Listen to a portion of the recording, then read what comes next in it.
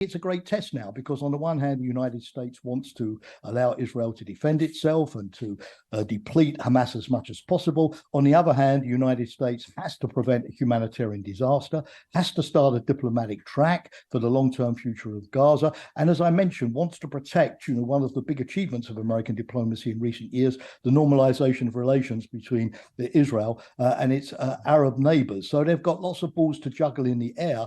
But once again, at the time when we thought that America was becoming less important in the Middle East vis-a-vis China and Russia, we're seeing that the one country that can really hold this ring together and prevent further chaos is the United States. But this is going to be the ultimate test for Biden's foreign policy. The United States has launched airstrikes in eastern Syria in response to Iranian militia attacks. US military bases in Iraq and Syria have been attacked by drones and rockets over the past 10 days, and Iran-backed militia have claimed responsibility. Jamie Shea was Deputy Assistant General Secretary for Emerging Security Challenges at NATO headquarters in Brussels. Jamie, thank you for joining us this afternoon. Good afternoon to you, Ruth. Good afternoon. In terms of this response from the United States, they're very clear to disassociate it from what's happening right now in Israel and Gaza, aren't they?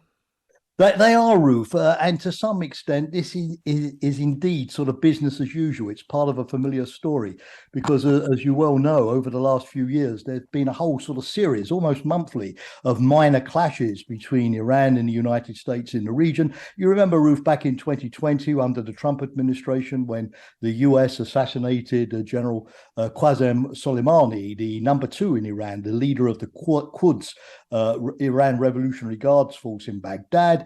Recently, the US seized an Iranian cargo ship with 1 million rounds of ammunition and transported all of that to Ukraine. August 2022, not that long ago, we also had a series of US airstrikes on pro-Iranian proxy forces in Syria. And so, yes, to some degree, this is part of this sort of ongoing confrontation as the United States tries to protect the 900 troops that it has in Syria, still dealing with the remnants of ISIS, and the 2,300 troops that it has in Iraq after the invasion of Iraq in 2003 to do ongoing training for the Iraqi armed forces. But of course, it's a bit more complicated than that. The current situation in the Middle East does give a new twist to this. For example, just a few days ago, a US warship in the Gulf shot down missiles fired by the pro-Iranian Houthi group in Yemen against Israel. So that was a first, if you like, illustration of the US not just intervening to protect its own soldiers, but intervening to protect Israel as well. Well, I think that was a master of understatement when he talks about the fact that there is a wider context here. Obviously, part of that wider context is the fact that Iran has backed, is backing, does support Hamas as an organisation, and indeed Hezbollah in Lebanon, and is and can be, an actor of agent and change, and through proxies. Yes, absolutely. It's no secret, as you well know, that Iran funds and supplies both Hamas and Hezbollah. Indeed, Hezbollah has 40,000 Iranian-supplied missiles, which give it quite a considerable capacity, and that goes with training and intelligence and the like. But there's no hard evidence that Iran, if you like, gives the orders to Hezbollah and Hamas to operate. And so far, what at least we see with Hezbollah is a maybe surprising but degree of restraint. Yes, there have been some cross-border firings of artillery. Yes, the Israelis have evacuated some of the villages near the border, but I saw some statements by Hamas leaders expressing their disappointment that so far Hezbollah had not joined in the fight to create a second front in the way that they might have been expecting. When Israel and Hezbollah clashed back in 2006 because of Hezbollah provocations and Israel went into the country, Lebanon suffered enormous economic damage. It's not even recovered yet from that. And the chief of Hezbollah, Nasrallah, later on apologized to the Lebanese for causing those problems. So yes, Iran definitely pulls the strings, but these groups also have a certain degree of autonomy in deciding whether it's in their interest to get involved or not. Now, in terms of looking at all of the ways in which relationships are interlinked around the world, is there merit or is it obfuscating things to look at the relationship between Russia and Iran over the past few years?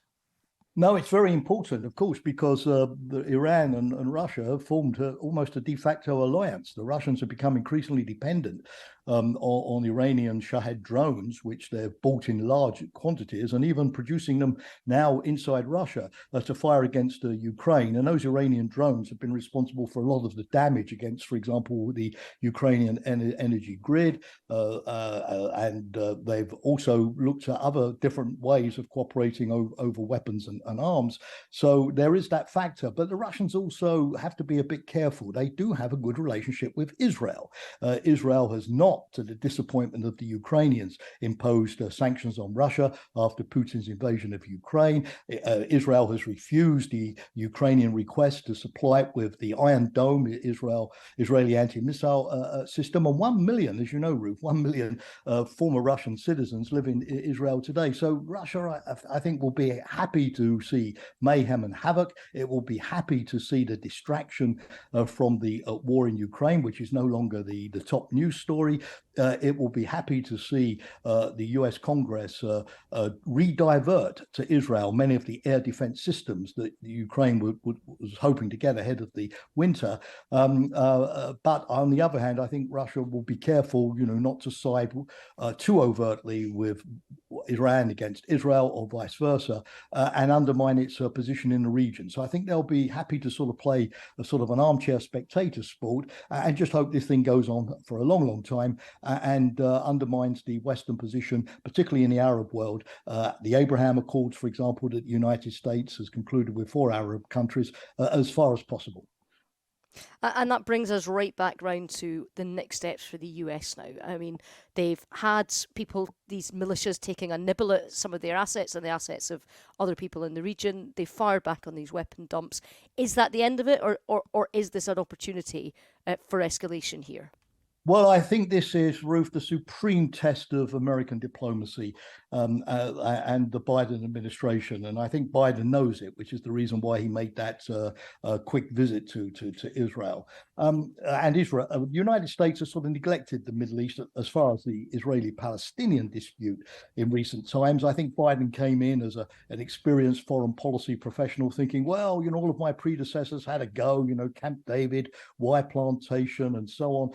And they spent too much time and energy on this, and we didn't find a solution. I'm not going to bother. But you remember the famous Godfather 2, where the hero says that every time I try to escape from the mafia, it jumps up and grabs him by the throat. And I think the Israel-Palestinian issue has grabbed Biden by the throat, whether he likes it or not. And I think it's a great test now, because on the one hand, the United States wants to allow Israel to defend itself and to deplete Hamas as much as possible. On the other hand, the United States has to prevent a humanitarian disaster, has to start a diplomatic track for the long-term future of Gaza, and as I mentioned, wants to protect, one of the big achievements of American diplomacy in recent years, the normalization of relations between Israel and its Arab neighbors. So they've got lots of balls to juggle in the air.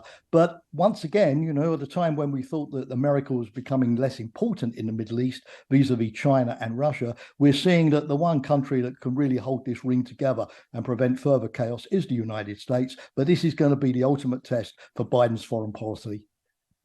Indeed. Well, Luke, thank you so much for giving us all of that multi-layered levels of analysis there. Jamie Shea, the former Deputy Assistant General Secretary at NATO.